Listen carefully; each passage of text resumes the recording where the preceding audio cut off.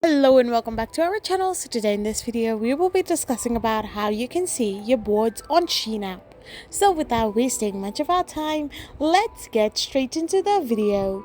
So to see your boards on Shein app, all you need to do is simply tap open the Shein app. Once you open the Shein app, you will be redirected to this kind of interface where all you need to do is simply tap on the love heart option. So once you tap on it, you will end up in this page. Simply tap on the board section.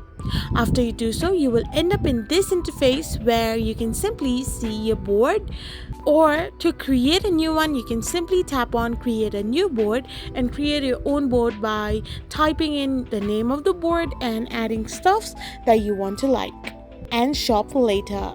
So this is how you can view your board on Shein app. I hope you found this video helpful. So don't forget to hit that subscribe button and do give us a thumbs up. We will be back again with these informative videos. Thank you for watching.